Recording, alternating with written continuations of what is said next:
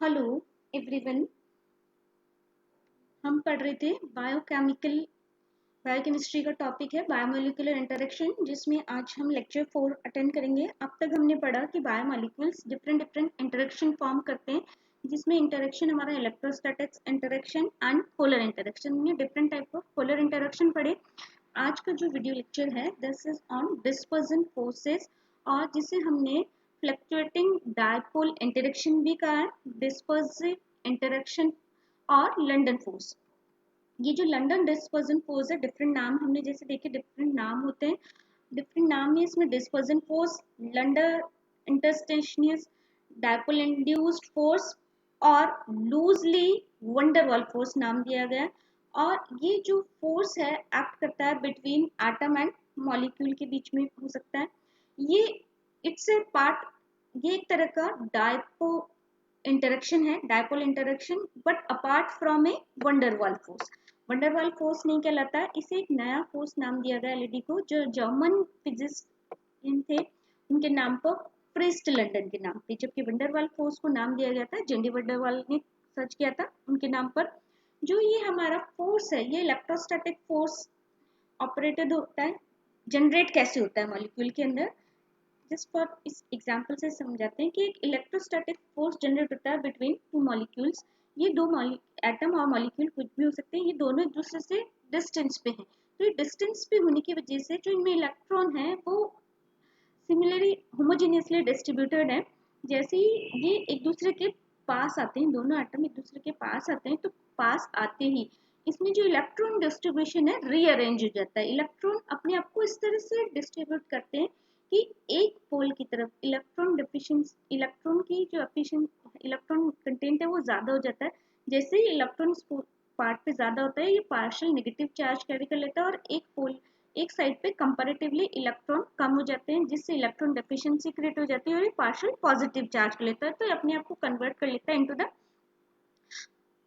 Similar like a ion, और ये दो पोल बन जाते हैं, एक partial positive and partial negative and partial positive and. और इसकी वजह से इन दोनों के बीच में जो फोर्स डेवलप हो जाता है, एक force is a electrostatic force. ये जो हमारा इलेक्ट्रोस्टैटिक फोर्स जनरेट हो गया, अब ये इलेक्ट्रोस्टैट अनइवन डिस्ट्रीब्यूटेड था, इसने अपने आप को इलेक्ट्रॉन को फिर से रीअरेंज किया और कन्वर्ट हो जाता है डायपोल के अंदर। और ये डायपोल जो कन्वर्जन है, ये इंटरस्टेनियस डायपोल में कन्वर्ट हो जाता है। इंटरस्टेनियस डायपोल कन्वर्जन होता है किसी भी आयन की प्रेजेंस के अंदर, चाहे पॉजिटिवली चार्ज आयन हो सकता है, और जैसे हमने प्रीवियस वीडियो में पढ़ा था नेगेटिवली चार्ज भी आयन हो सकता है। इसकी वजह से कोई भी नॉन पोलर मॉलिक्यूल अपने आप को अरेंज कर ले वो पोलर मॉलिक्यूल के अंदर, तो वो कहलाता है हमारा इंटरस्टेशन मॉलिक्यूल। की अगर ये कैटायन के प्रेजेंस में नॉन मॉलिक्यूल कन्वर्ट होता है, तो इसके सामने की तरफ ये अपोजिट चार्ज आ जाएगा, और डिस्टेंस एंड के ऊपर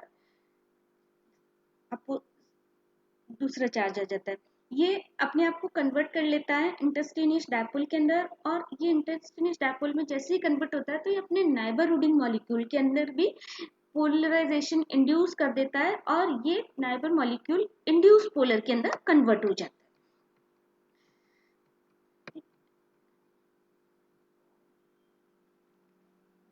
और इनके बीच में क्या हो जाता है, इंटरेक्शन हो जाता है इलेक्ट्रोस्टैटिक की।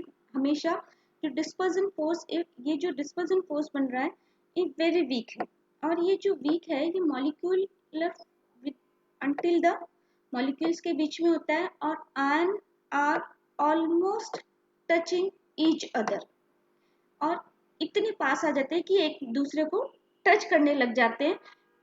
और ये जो फोर्स है इंक्रीज होता जाता है जैसे जैसे मॉलिक्यूल का नंबर इंक्रीज होता जाएगा, जितने ज्यादा मॉलिक्यूल होंगे इंड्यूस इफेक्ट बढ़ता जाएगा। ठीक है, जस्ट फॉर एग्जांपल कि हमारा ऑक्टेन है, नॉर्मल ऑक्टेन की मॉलिक्यूल है, जितनी ज्यादा मॉलिक्यूल, ये दो चीजों पर डिपेंड करेगा, मॉलिक्यूल के साइज और नंबर के ऊपर।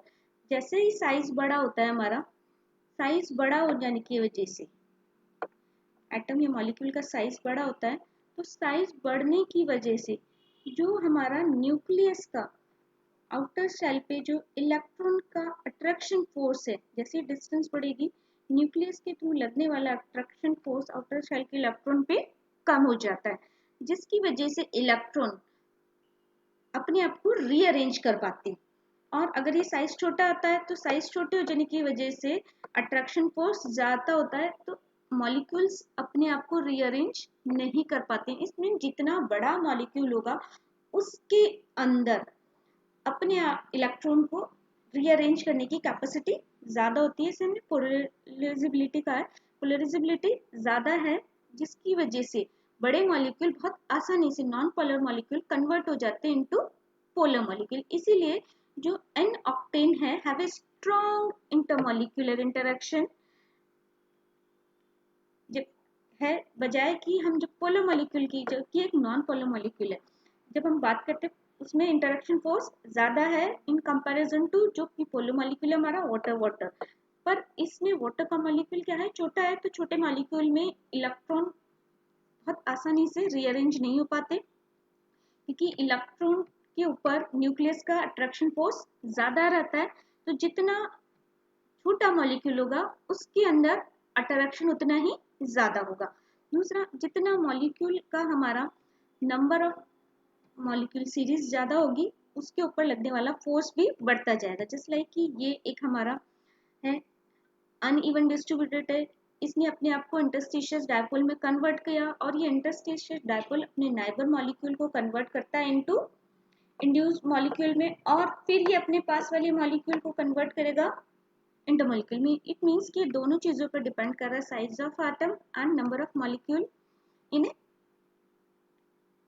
साइज ऑफ एटम के ऊपर और number of molecule in atom की जितने ज्यादा होंगे उतना ही ज्यादा वो इंटरेक्शन इंक्रीज करता जाएगा। जब हम इसके अंदर देखा कि अनइक्वल शेयरिंग ऑफ इलेक्ट्रॉन होती है, और ये अनइक्वल शेयरिंग इलेक्ट्रॉन जो कॉज हो रही है बाय द, इसकी वजह से ही रैपिड पोलराइजेशन क्रिएट हुआ।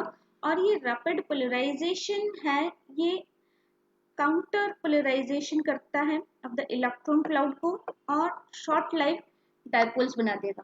कि जैसे अरेंज हुआ शॉर्ट लाइफ डायपोल बन गया, और ये शॉर्ट लाइफ जो डायपोल बनता है ये डायपोल इंटरेक्ट करता है with electron cloud of neighbouring molecule और उसको भी कन्वर्ट कर देता है हमारा पोलर मॉलिक्यूल में। ये जो हमारा लंडन डिस्पर्जन फोर्स होता है ये ऑलवेज अट्रैक्टिव होता है, हमेशा ये अट्रैक्टिव फोर्स ही होता है। जबकि हमारा जो वंडरवॉल फोर्स होता है, वंडरवॉल फोर्स अट्रैक्टिव भी हो सकता है और रिपल्टिव भी हो सकता है। इसमें हमेशा एक मॉलिक्यूल इस तरह से, एटम और मॉलिक्यूल इस तरह से रीअरेंज होते हैं कि हमेशा ही नेगेटिवली चार्ज अपोजिट चार्ज एक दूसरे के फेसिंग होते हैं और सिमिलर चार्जेस एक दूसरे से दूर रहते हैं। जबकि हमारा जो वंडरवॉल फोर्सेस है अट्रैक्टिव भी हो सकता है और रिपल्सिव भी हो सकता है।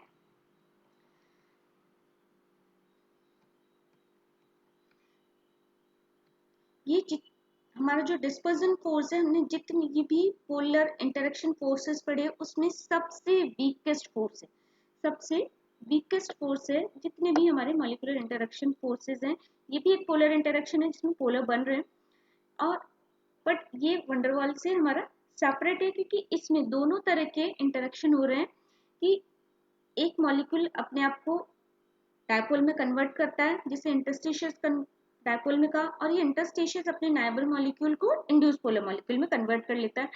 ये जो स्ट्रेंथ है, ये हमारा इंटरस्टिशियस molecule force does not extend over a distance. Molecule कितना भी बहुत सारे हो डिस्टेंस के साथ ये चेंज नहीं हो रहा है क्योंकि ये इंड्यूस इफेक्ट के थ्रू कैरी कर रहा है।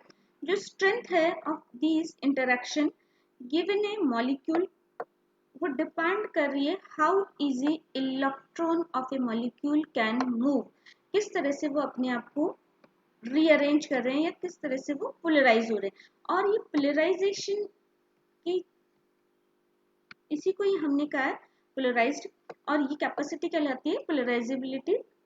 जो लार्ज मॉलिक्यूल है हमने बताया उनकी पोलराइजेबिलिटी ज़्यादा होती है क्योंकि न्यूक्लियस से डिस्टेंस ज़्यादा होती है, तो वो इजीली अपने इलेक्ट्रॉन को रीअरेंज कर सकते हैं और उनके अंदर जो डिस्पर्जन होगा वो भी ग्रेटर होगा।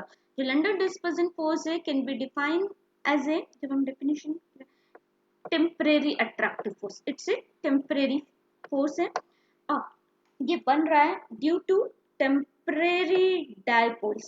टेम्परेरी डायपोल्स बन रहे हैं, टेम्परेरी डायपोल बन रहे हैं नॉन पोलर मॉलिक्यूल के कन्वर्जन की वजह से, और ये नॉन पोलर मॉलिक्यूल कन्वर्ट होते हैं हमारे पोलराइजेबिलिटी के ऊपर।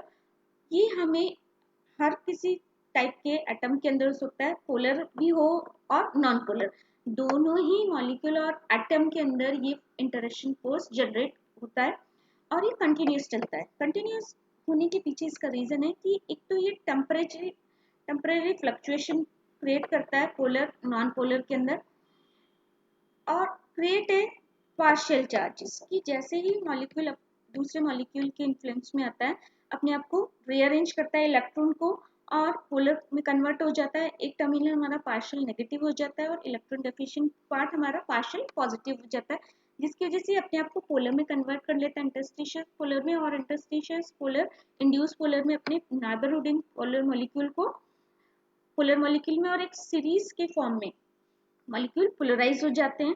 और ये जो पोलराइजेशन है इजीली पोलराइज हो जाते हैं और प्रोसेस ग्रेटेड डिस्पर्जन, और कितने भी बड़े मॉलिक्यूल उनमें डिस्पर्जन हो जाता है। जस्ट सिंपल एग्जांपल है कि हमारी ये जिनॉन है, जिनॉन गैस है, इनर्ट गैस है, इसको हम लिक्विड में कन्वर्ट हो जाती है जब मॉलिक्यूल एक दूसरे के पास में आते हैं तो अपने आप को रीअरेंज करते हैं, इस तरह से रीअरेंज करते हैं कि अपोजिट पोल्स एक दूसरे को अट्रैक्ट कर लेते हैं, जिसकी वजह से इनमें फोर्स डेवलप हो जाता है और इस फोर्स की वजह से हमारी जो गैसेस हैं वो लिक्विड में कन्वर्ट हो जाती हैं एट ए लो टेम्परेचर। जितने भी हमारे नोबल गैसेस है वो इजीली लिक्विफाइड हो जाती हैं, लिक्विफाइड होती हैं क्योंकि उनके अंदर सम एक्सटेंट तक इंडक्टिव फोर्स होता है, डिस्पर्जन फोर्स जनरेट हो रहा है और डिस्पर्जन फोर्स की वजह से मॉलिक्यूल हमारे आपस में कनेक्ट होते हैं और लिक्विड में कन्वर्ट हो जाते हैं। जो फ्लक्चुएशन है ये फ्लक्चुएशन बहुत फास्ट होता है, बहुत तेजी से फ्लक्चुएट होता है कि नॉन पोलर मॉलिक्यूल पोलर में कन्वर्ट हो रहा है, और ये कन्वर्जन का जो टाइम स्केल है वेरी शॉर्ट टाइम स्केल जिसे हम कहते हैं फेमिटो सेकेंड्स के अंदर, फेमिटो सेकेंड्स के अंदर फ्यू सेकेंड्स से भी कम के अंदर ये हमारे नॉन पोलर से पोलर में कन्वर्ट हो जाते हैं। और ये इंटरेक्शन बहुत सारी गैसेस के अंदर और जीनोन एटम एक्सप्रेस करता है इलेक्ट्रोस्टैटिक इंटरेक्शन, अनफॉर्म ट्रांजिएंट डायपोल में कन्वर्ट हो जाता है और ये डायपोल दूसरे मॉलिक्यूल को इंड्यूस करता है डायपोल में। इस फोर्स की वजह से हमारी नोबल गैसेस कन्वर्ट हो जाती हैं लिक्विड के अंदर।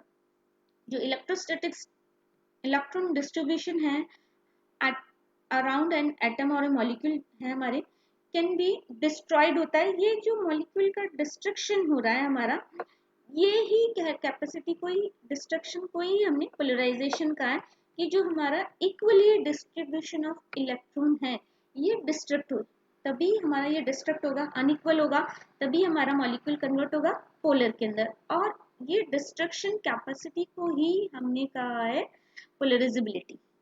ये पोलराइजेबिलिटी ये डिपेंड करती है, पोलराइजेबिलिटी के ऊपर ही डिपेंड करता है कि हमारा मॉलिक्यूल इंटरेक्शन डेवलप करेगा नहीं करेगा। इट इज जब मॉलिक्यूल इंटरेक्शन फोर्स डेवलप होते हैं तो ये पॉसिबल हो सकता है कि देयर इज ए फोर्स, एक फोर्स अराइज होगा जिसकी वजह से इन्फ्लिक्टिंग डायपोल जनरेट हो जाता है वन मॉलिक्यूल के अंदर, और ये इंड्यूस करता है अपोजिंग डायपोल, दूसरे डायपोल के इंड्यूस कर देता है पोलराइजेशन, जिसकी वजह से other molecules give an electric attraction. तो एक सीरीज में हमारा जस्ट सिमिलर हमने देखा कि अनइवन डिस्ट्रीब्यूटेड था, ये अट्रैक्शन फोर्स डेवलप होता है और इंटरस्टेनियस डायपोल में कन्वर्ट हुआ और ये अपने नाइबरिंग मॉलिक्यूल को इंड्यूस डायपोल में कन्वर्ट कर देता है, और जिसकी वजह से अट्रैक्शन डेवलप हो जाता है, मॉलिक्यूल्स एक दूसरे से अट्रैक्ट होते हुए चले जाते हैं। और ये भी पॉसिबिलिटी हो सकती है, ये दोनों ही पॉसिबिलिटी है, इसमें कोई क्लियर नहीं कि या तो ये इस तरह से आपस में इंटरेक्शन कर रहे हो, या ये प्रोबेबिलिटी हो सकती है कि जो इंटरेक्शन हो रहा है ये इंटरेक्शन होता है due to sharing of electron, और ये इलेक्ट्रॉन जो शेयरिंग होगा बिटवीन मॉलिक्यूल्स, और जो मॉलिक्यूल इलेक्ट्रॉन शेयरिंग करते हैं वो इंटरमॉलिक्यूलर ऑर्बिट में करते हैं, और ये इंटरमॉलिक्यूलर ऑर्बिट भी सिमिलर होती है हमारी मॉलिक्यूलर ऑर्बिट की वजह से, और शेयरिंग की वजह से जो इलेक्ट्रॉन फॉर्म होते हैं टू एटम्स कर लेंगे, जो शेयरिंग होगी दोनों इलेक्ट्रॉन के बीच में शेयरिंग हो रही है, जिसकी वजह से केमिकल बॉन्डिंग फॉर्म हो जाती है। जो डिस्पर्जन इंटरेक्शन है हमने बताया ऑलवेज अट्रैक्टिव होगा, और पोलर और नॉन पोलर मॉलिक्यूल दोनों के अंदर क्रिएट हो सकता है।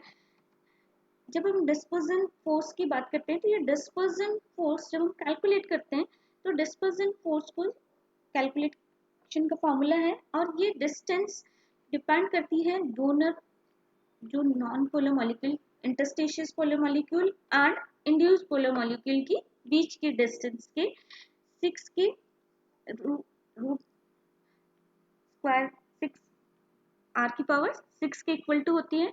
और यहाँ पर I1 I2 कैपेसिटी है जिसको हमने बताया ionising energy of A interacting group. अगर ये आयनाइजिंग एनर्जी कम होगी तो आयनाइजेशन बहुत आसानी से हो जाएगा और फोर्स हमारा स्ट्रॉन्ग डेवलप होगा।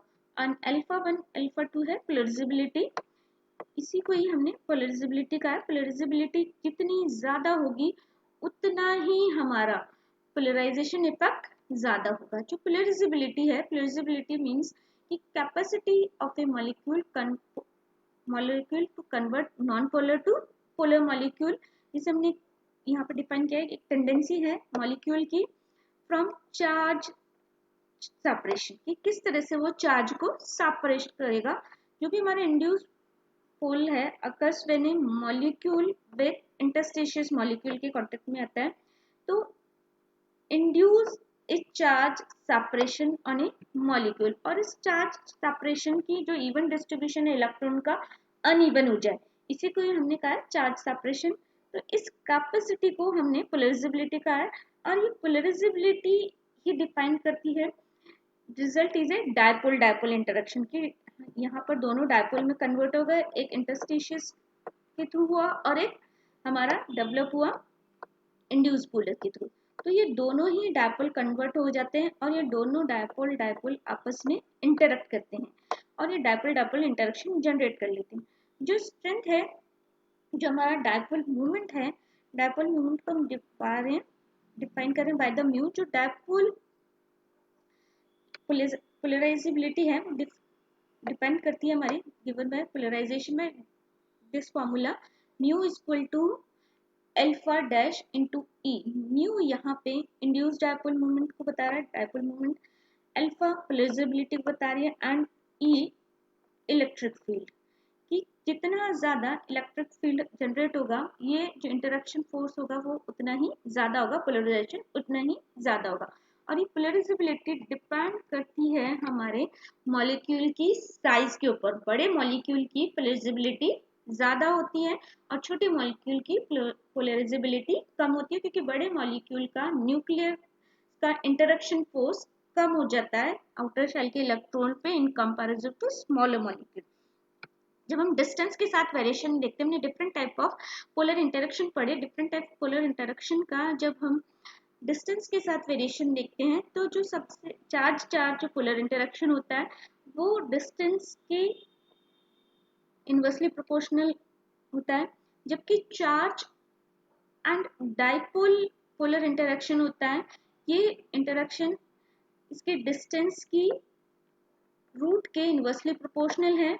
डाइपोल डाइपोल इंटरेक्शन है ये हमारी दोनों मॉलिक्यूल जो डाइपोल मॉलिक्यूल हैं इनकी डिस्टेंस, दोनों मॉलिक्यूल की डिस्टेंस की रूट के क्यूब के इनवर्सली प्रोपोर्शनल होती है, जबकि डिस्पर्जन फोर्स हमेशा हमारा दोनों मॉलिक्यूल के डिस्टेंस की पावर 6 के इक्वल इनवर्सली प्रोपोर्शनल रिलेशन बनाता है।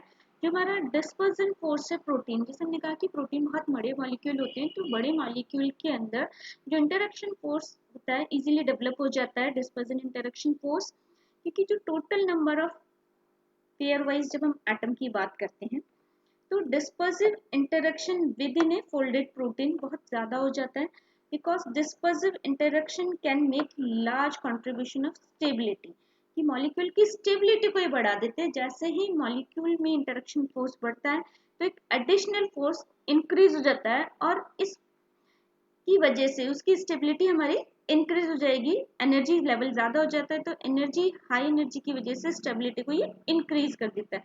जो स्ट्रेंथ है in this interaction are related to polarizability, और ये पोलराइजेबिलिटी हमने बताया दो चीज़ों पर डिपेंड कर रही है, number of molecules and size of atom और मॉलिक्यूल। प्रोटीन में बहुत तरह के प्रोटीन है जिसमें सभी में ये इंटरेक्शन फोर्स होता है, लेकिन tryptophan, tyrosine, phenylalanine and histidine, certain type of protein, इन प्रोटीन के अंदर जो पोलराइजेबिलिटी, सबसे ज्यादा पोलराइजेबिलिटी होती है, मोस्ट पोलराइज मॉलिक्यूल होते हैं, इसलिए इनमें जो डिस्पर्जन फोर्स बन रहा है, डिस्पर्सिव इंटरेक्शन फोर्स स्ट्रॉन्गेस्ट होता है among the all protein. In proteins में सबसे ज्यादा होता है ऑल प्रोटीन के कंपैरेटिवली जो इंटरेक्शन फोर्स लगता है, इसलिए हिस्टिडीन मोस्ट स्टेबल प्रोटीन कहलाती है, बहुत जल्दी से डैमेज नहीं होती है। जो लंदन डिस्पर्जन फोर्स और वंडर वाल फोर्सेज हैं, कुछ सिमिलरिटीज कंटेन करते हैं और कुछ डिसिमिलरिटीज कंटेन करते हैं। जब हम सिमिलरिटीज की बात कर रहे हैं, तो जो सिमिलरिटीज हैं इसके अंदर, जो हमारी डिसिमिलरिटीज, सबसे पहले हम डिफरेंसेस की बात करें, तो डिफरेंसेस की जब हम बात करते हैं तो हमारा दोनों ही सिमिलरिटीज में ये है कि दोनों ही हमारे फोर्सेज हैं वो पोलर इंटरेक्शन फोर्सेज डेवलप हो रहे हैं। इन जनरल जो हमारे इंटरमॉलिक्यूलर फोर्स है of attraction between molecular are called van der Waals force. Intermolecular force जो अट्रैक्शन है बिटवीन मॉलिक्यूल्स, वंडरवाल फोर्स होते हैं। और जो वंडरवाल फोर्स है दो तरह से हो सकते हैं हमारे van der Waals force, strong dipole dipole forces जो पोलर मॉलिक्यूल के बीच में लग रहे हैं, स्ट्रॉन्ग डाइपोलर, और वीकन डाइपोलर फोर्स जिसे हमने वीकन लंदन डिस्पर्जन फोर्स भी कहा।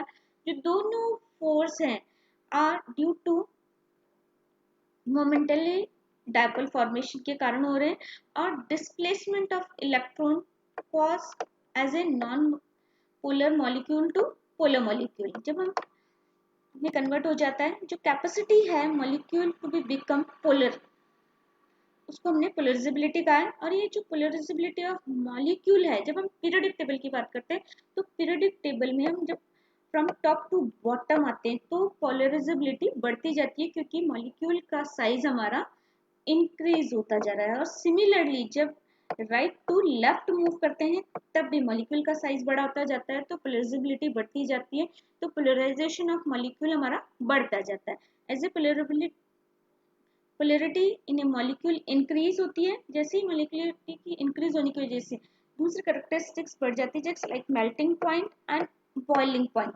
इंक्रीज हो जाता है, क्योंकि मॉलिक्यूल में इंटरेक्शन बढ़ गया, एक एडिशनल बॉन्ड बढ़ गया। इस बॉन्ड और इंटरेक्शन को रिमूव करने के लिए हमें एक्स्ट्रा हीट देनी पड़ेगी। ये एक्स्ट्रा हीट की वजह से इनके melting and boiling point increase हो जाते हैं ड्यू टू दिस इंटरेक्शन। जब हम बात करते हैं, ये जो भी है हमारे मास इंक्रीज कर देते हैं, द नंबर ऑफ इलेक्ट्रॉन जैसे ही हमारे इंक्रीज होते हैं, and melting and boiling point are also increase हो जाते हैं। जब हम लॉन्ग चेन की बात करते हैं, जितने बड़े मॉलिक्यूल होंगे उनके अंदर ये ज्यादा दिखाई देता है लंदन डिस्पर्जन फोर्स, क्योंकि इंड्यूस फोर्स भी इसमें साथ के साथ जनरेट हो रहा है। दोनों ही जो फोर्स है हमारे London dispersion force and dipole dipole interaction एक type of a van der Waals force ही है। जो भी हमारा लंदन डिस्पर्जन फोर्स है एक वीकर फोर्स है देन डाइपोल मोमेंट फोर्स, और बाकी फोर्सेस के कंपैरेटिवली सबसे वीक फोर्स है हमारा, because they are momently dipole उस मोमेंट पे ही जनरेट होते हैं जब हमारे इलेक्ट्रॉन रीअरेंज होते हैं और इंटरस्टिशियस डाइपोल में कन्वर्ट हो जाते हैं।